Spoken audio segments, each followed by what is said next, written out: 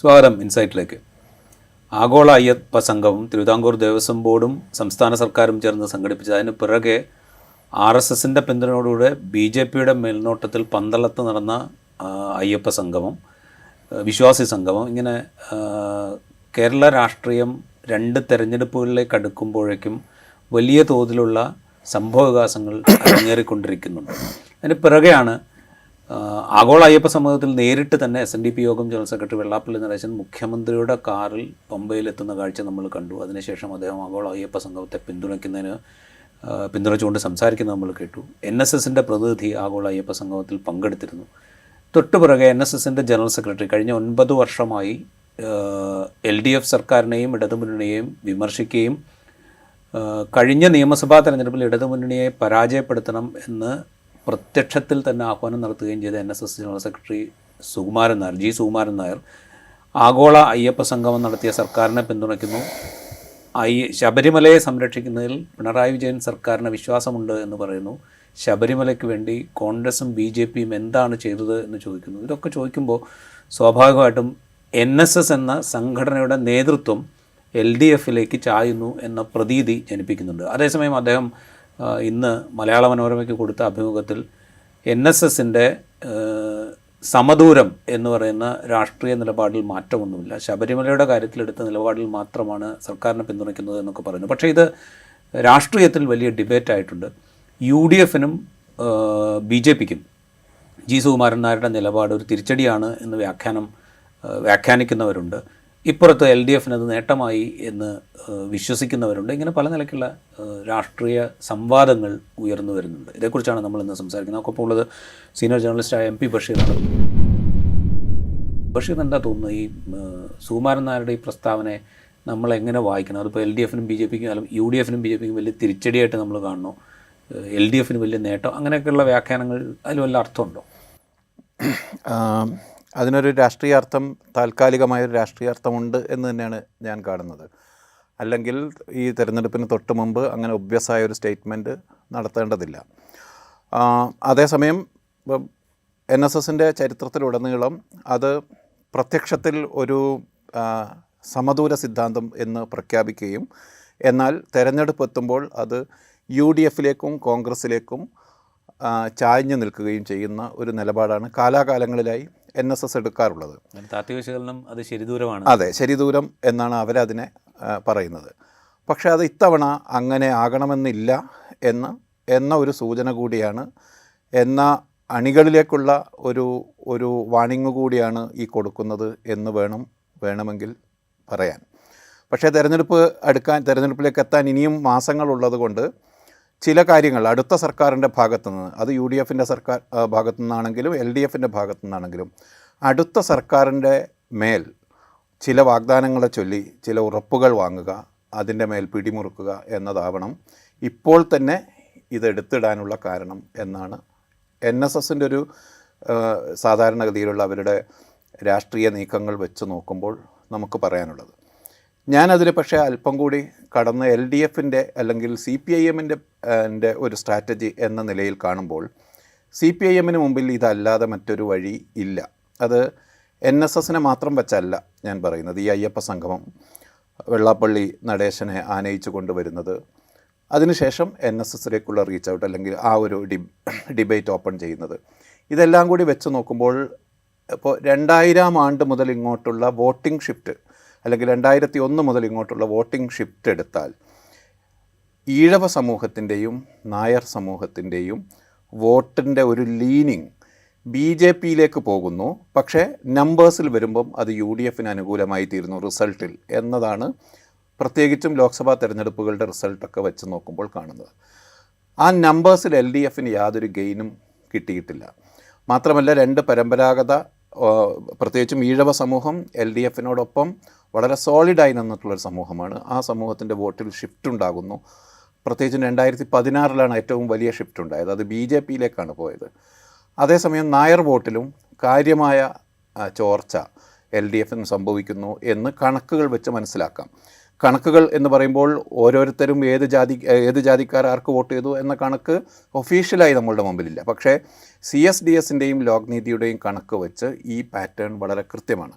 ഇതിനെ മറികടക്കാൻ CPM-ന് മുമ്പിലുള്ള ഒരേ ഒരു വഴി ആ 2 സമുദായങ്ങളിലേക്ക് നീങ്ങുക, റീച്ച് ഔട്ട് ചെയ്യുക എന്നതാണ്.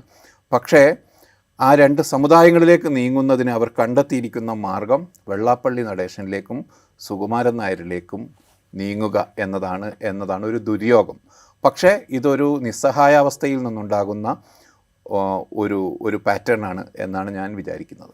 ഈ നിസ്സഹായാവസ്ഥയിലുള്ള പാറ്റേൺ എന്ന് പറഞ്ഞാൽ ഇപ്പോൾ 2026 നിയമസഭാ തെരഞ്ഞെടുപ്പിൽ കേരളത്തിൽ അധികാരം നിലനിർത്തുക എന്ന് പറയുന്നത് CPM-നെ സംബന്ധിച്ചും LDF-നെ സംബന്ധിച്ചും വളരെ പ്രധാനപ്പെട്ടതാണ്. കാരണം വെച്ചാൽ രാജ്യത്ത് വേറൊരു സംസ്ഥാനത്തും CPM-നോ LDF-നോ ഭരണമില്ല. അപ്പോൾ അത് നിലനിർത്തണമെങ്കിൽ ഇതുപോലെയുള്ള മൈക്രോ അറേഞ്ച്മെൻറ്റ്സ് വേണ്ടിവരും എന്ന തീരുമാനത്തിലേക്ക് എത്തുന്നു.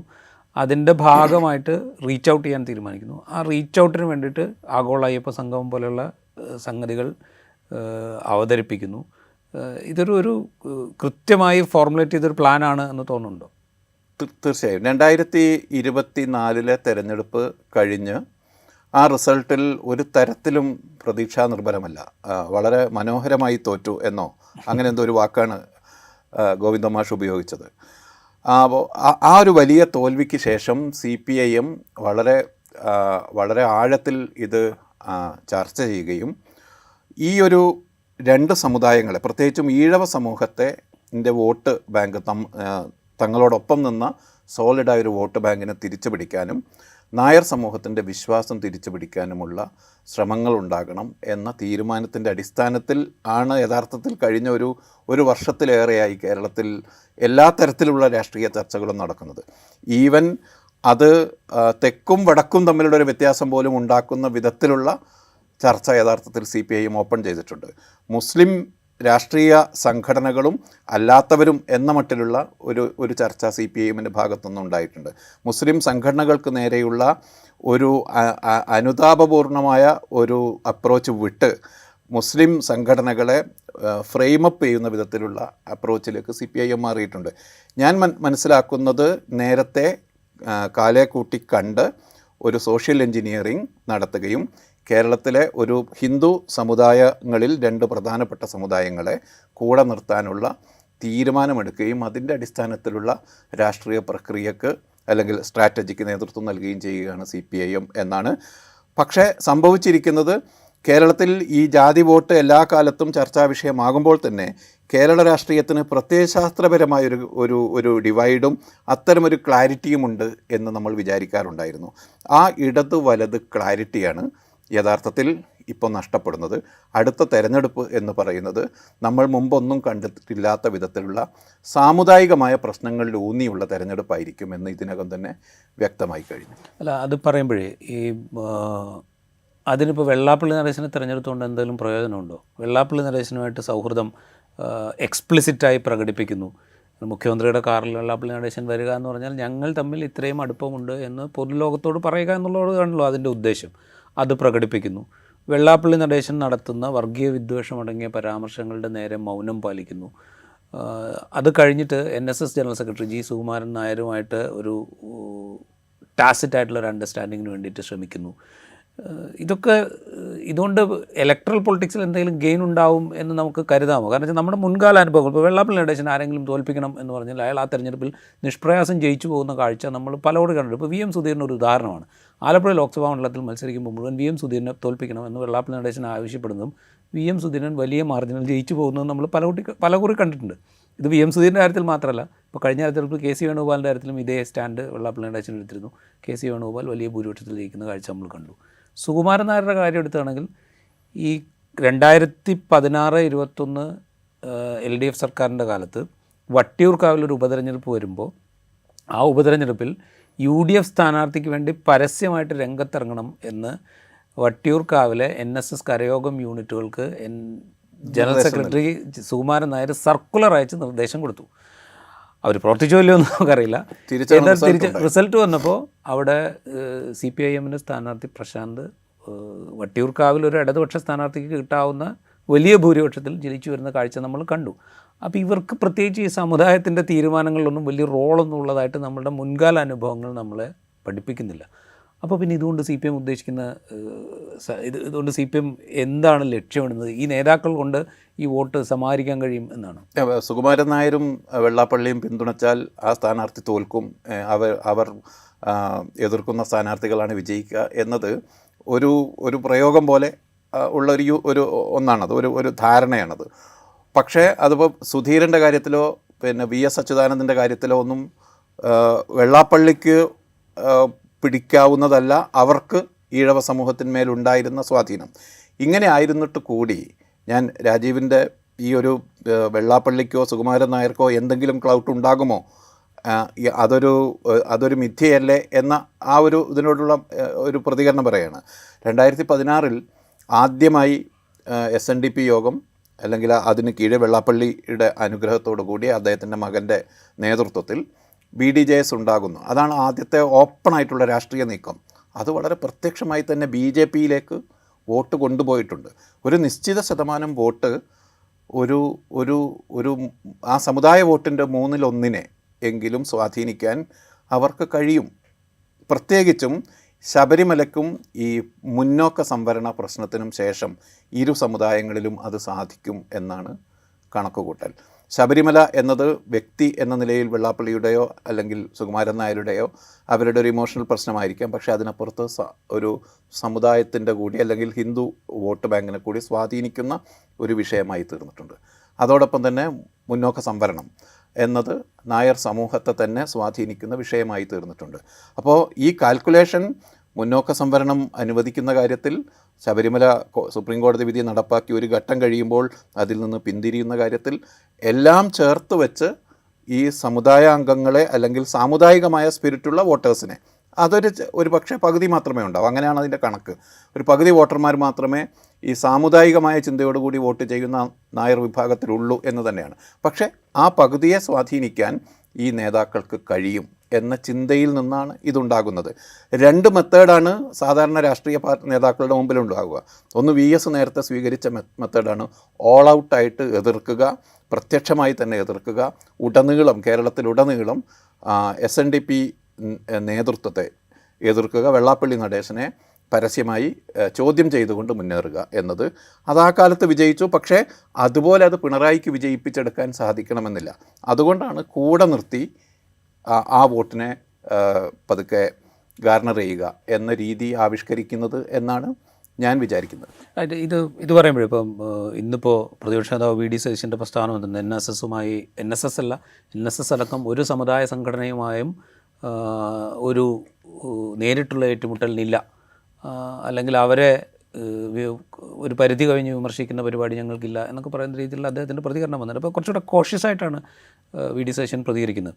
UDF എല്ലാ കാലത്തും ഈ പറയുന്ന സമുദായ സംഘടനകളൊക്കെ ആയിട്ട് നല്ല ബന്ധം നിലനിർത്താൻ ശ്രമിക്കുകയും അതിനുവേണ്ടി മെനക്കിടുകയും ചെയ്യുന്ന ആളുകൾ. നേരിട്ട് അവിടെ പോയി കണ്ട് അവരുമായി ബന്ധം സ്ഥാപിക്കുന്നതിൽ അവർക്കൊരു പ്രത്യേകിച്ചൊരു മടിയും UDF നേതാക്കളോ കോൺഗ്രസ് നേതാക്കളോ കാണിച്ചിട്ട് VD സതീശൻ ഒരുപക്ഷെ അതിൽ നിന്ന് ഭിന്നനായിരിക്കാം. ബാക്കി നേതാക്കളുടെ കാര്യത്തിലാണ് ഞാൻ പറയുന്നത്. അപ്പോൾ അവരെ ഇതെങ്ങനെയാണ് അലോസരപ്പെടുത്തുക?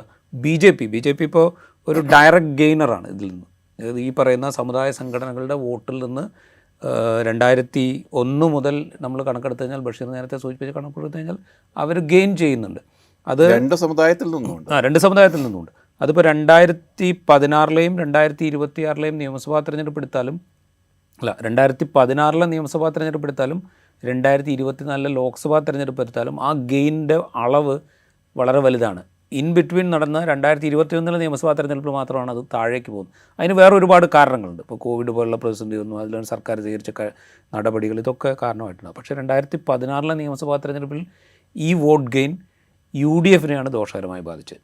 ഇപ്പോൾ തൊടുപുഴ പോലെയുള്ള ചില മണ്ഡലങ്ങളിലൊക്കെ, അല്ലെങ്കിൽ ഇടുക്കിയിലെ പല മണ്ഡലങ്ങളിലും BDJS വലിയ തോതിൽ വോട്ട് പിടിക്കുന്ന കാഴ്ച നമ്മൾ കണ്ടു.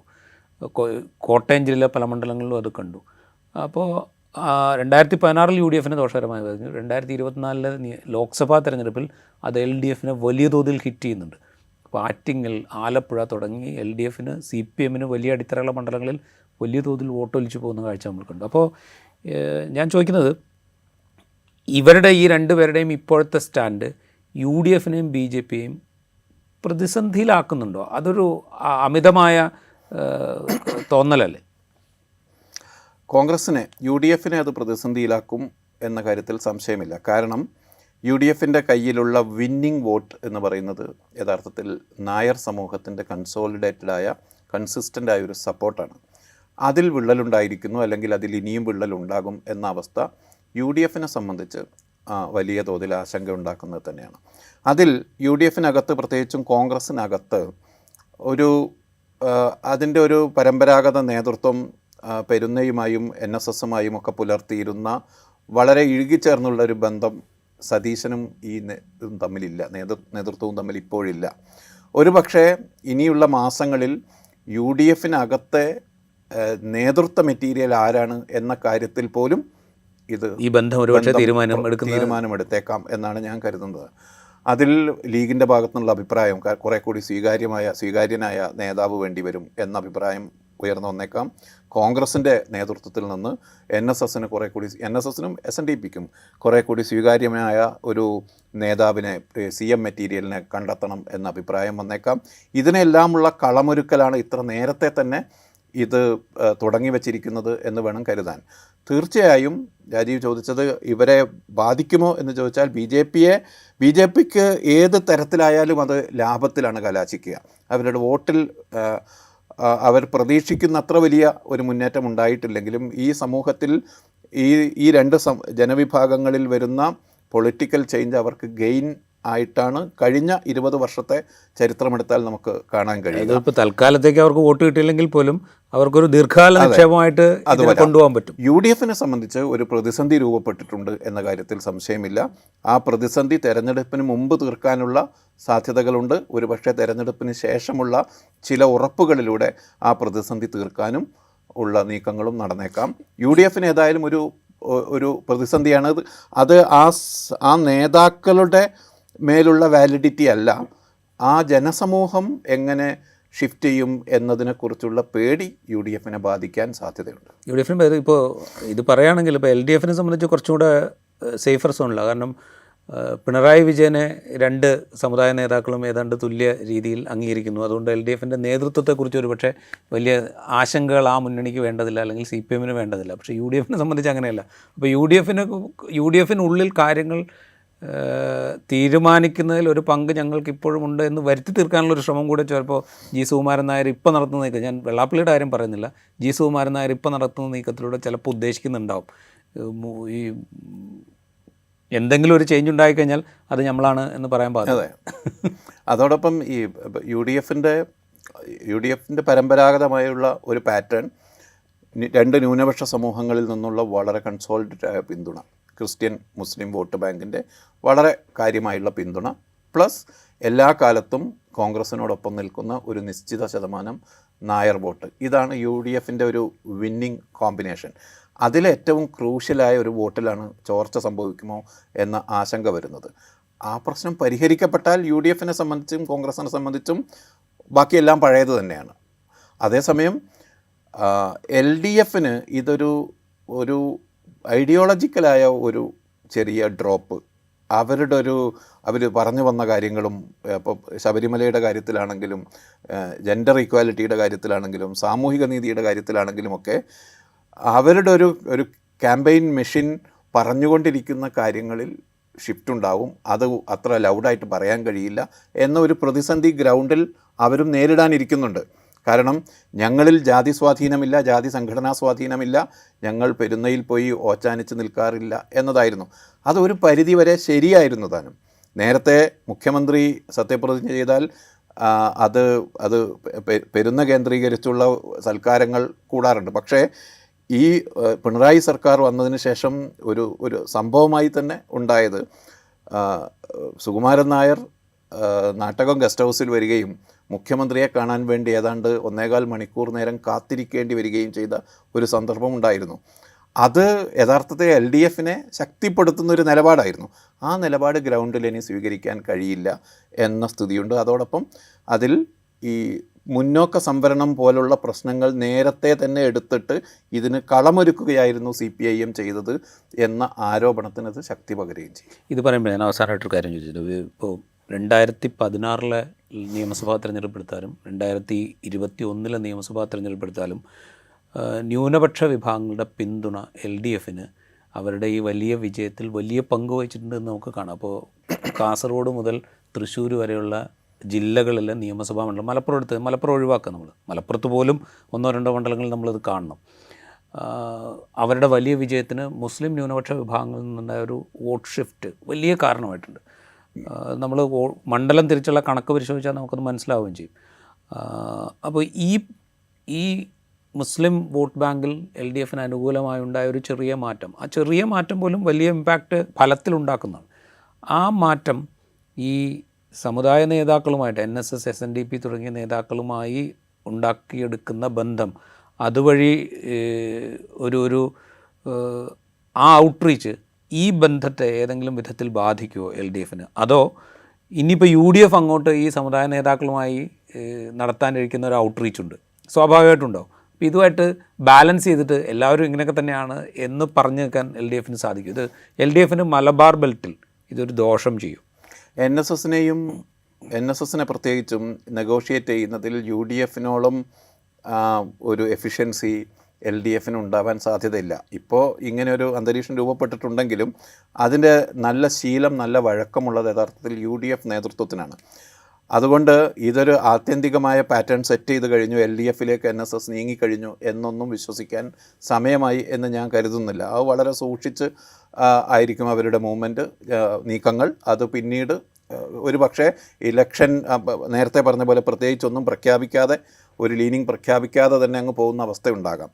മുസ്ലിം വോട്ട് ബാങ്കിൽ യഥാർത്ഥത്തിൽ ഇത് നേരത്തെ പ്ലാൻ ചെയ്തതാണ് എന്ന് നമുക്ക് തോന്നാവുന്ന വിധത്തിലാണ് കഴിഞ്ഞ ഒരു വർഷത്തിനിടയിൽ ഉണ്ടായ സംഭവ വികാസങ്ങൾ. പ്രത്യേകിച്ച് 2024 ലോക്സഭാ തെരഞ്ഞെടുപ്പിൻ്റെ അനാലിസിസ് ഒക്കെ കഴിഞ്ഞതിന് ശേഷം ഉണ്ടായ, അതായത് മുസ്ലിം സംഘടനാ രൂപങ്ങളെ ലക്ഷ്യമിടുക എന്ന് CPIM തീരുമാനിച്ചിട്ടുണ്ട്.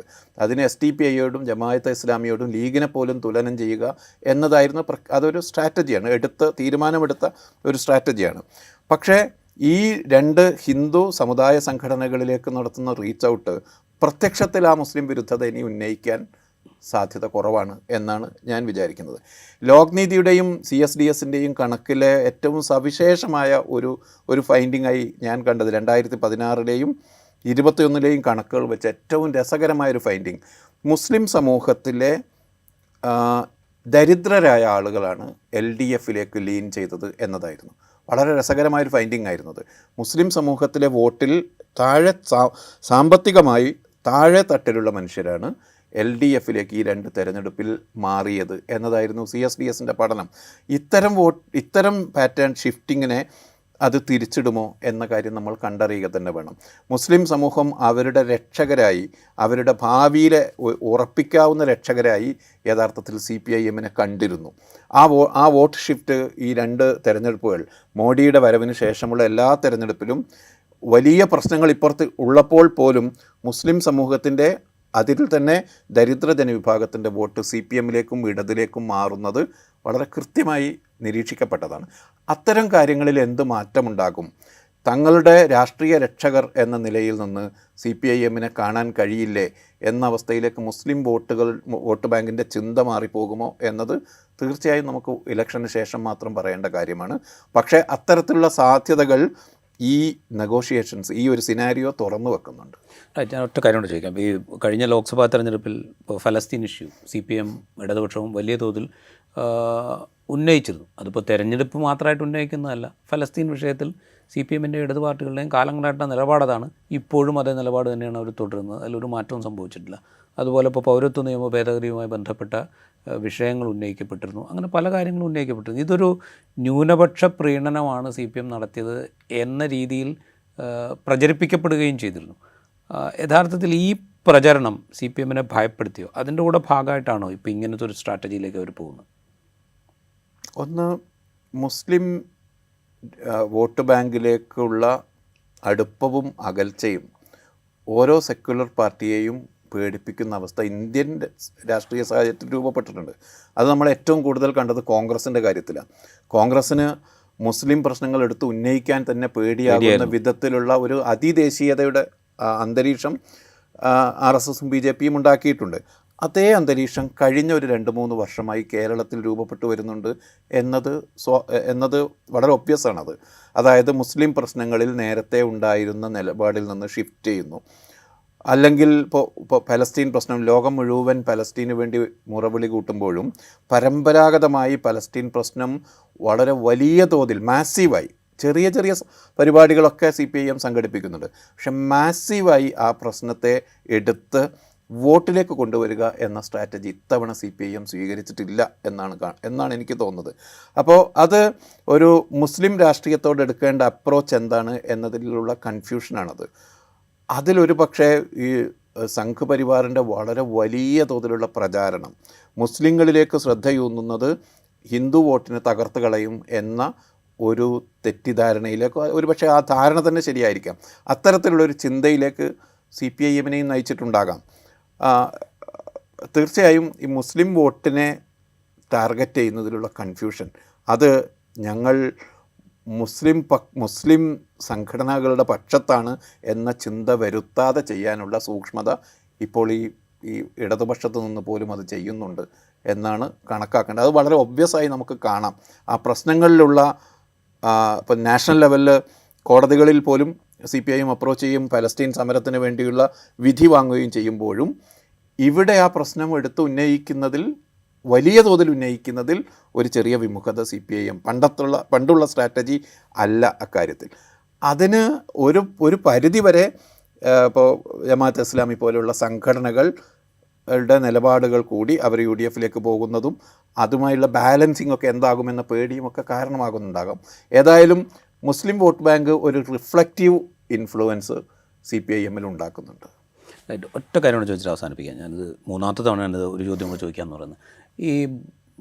ഇത് പറയുമ്പോഴേ ഇപ്പോൾ BJPയുടെ B ടീമാണ് കേരളം ഭരിക്കുന്നത് എന്നുള്ള ആക്ഷേപം പല കോണുകളിൽ നിന്ന് ഉന്നയിക്കുന്ന പല കാരണങ്ങൾ ഉന്നയിക്കുന്നത്. ഇപ്പോൾ ഒരു ADGP പോയി RSS സ്റ്റീഫനെ കണ്ട് ADGP കയറി നടപടി എടുത്തില്ല, പോലീസിൻ്റെ പെരുമാറ്റം പലപ്പോഴും എന്താ പറയുക കേന്ദ്ര സർക്കാരിൻ്റെ അപ്പോൾ നയം പിന്തുടർന്നുകൊണ്ടാണ് അതിലൊരു നടപടി സ്വീകരിക്കുന്നില്ല, അങ്ങനെ പല പല കാര്യങ്ങൾ ഉന്നയിച്ചുകൊണ്ട് ഈ ആക്ഷേപം ഉന്നയിക്കപ്പെടുന്നുണ്ട്.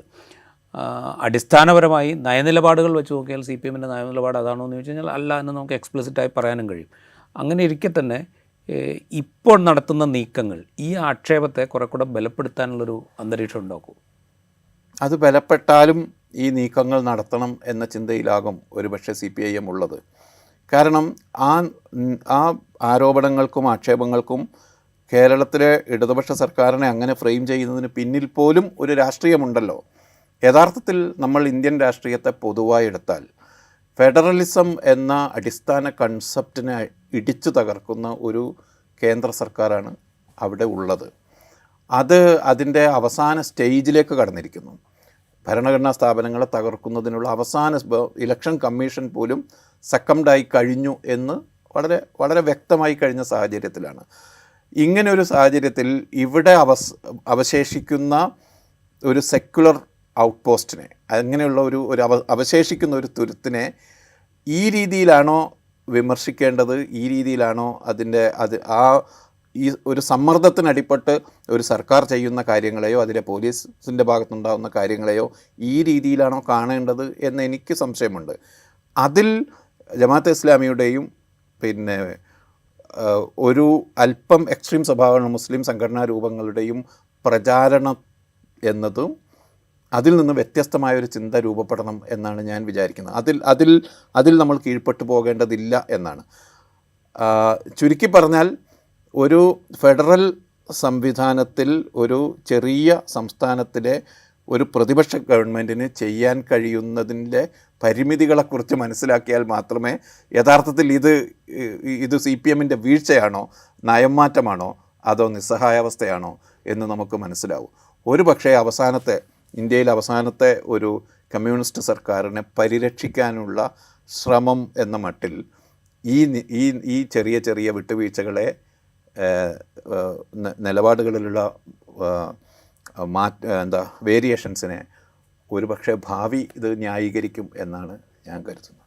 റൈറ്റ്. എന്തായാലും NSS general secretary G. Sukumaran നായരുടെ ആഗോള അയ്യപ്പ സംഗമത്തിന് ശേഷമുള്ള പ്രസ്താവനകൾ വലിയ തോതിലുള്ള ചർച്ചകൾക്ക് തുടക്കമിട്ടിട്ടുണ്ട്. അതിനോട് ഇപ്പോൾ ഇന്നലെ മുസ്ലിം ലീഗിൻ്റെ ജനറൽ സെക്രട്ടറി പി.കെ. കുഞ്ഞാലിക്കുട്ടി വരെ അതിനോട് വളരെ കരുതലോടെ പ്രതികരിക്കുന്ന കാഴ്ച നമ്മൾ കണ്ടു. ഇന്നിപ്പോൾ വി.ഡി. സതീശൻ്റെ പ്രതികരണം വന്നിട്ടുണ്ട്. കേരള രാഷ്ട്രീയത്തെ അതിങ്ങനെ ഏതാണ്ട് ഇങ്ങനെ ഒരു തുല്യമായ അവസ്ഥയിൽ ഇങ്ങനെ പോയിക്കൊണ്ടിരിക്കുന്നതിൽ വലിയൊരു ഇളക്കം ഉണ്ടാക്കിയിരിക്കുന്നു എന്നുള്ളത് വസ്തുതയാണ്. ആ ഇളക്കം ഉണ്ടാക്കാനുള്ള ശേഷി NSS നേതൃത്വത്തിനുണ്ടോ, ജനറൽ സെക്രട്ടറി ജി സുകുമാരൻ നായർക്കുണ്ടോ, അല്ലെങ്കിൽ SNDP യോഗം ജനറൽ സെക്രട്ടറി ആയിരിക്കുന്ന വെള്ളാപ്പള്ളി നടേശനുണ്ടോ എന്നുള്ള ചോദ്യങ്ങളൊക്കെ അവിടെ പ്രസക്തമായിരിക്കെ തന്നെ ചെറിയ ഇളക്കം ഉണ്ടാക്കിയിരിക്കുന്നു എന്നുള്ളതൊരു വസ്തുതയാണ്. അതിൻ്റെ ആഫ്റ്റർ എഫക്ട്സ് എന്തായിരിക്കും എന്നുള്ളത് നമ്മൾ വരും കാലത്ത് കാത്തിരുന്ന് കാണാം. ചിലപ്പോൾ വരും ദിവസങ്ങൾക്കുള്ളിൽ തന്നെ നമുക്ക് കാണാൻ സാധിക്കും. എപ്പിസോഡ് ഇവിടെ പൂർത്തിയാവുകയാണ്. മറ്റെപ്പിസോഡുമായി വീണ്ടും കാണാം.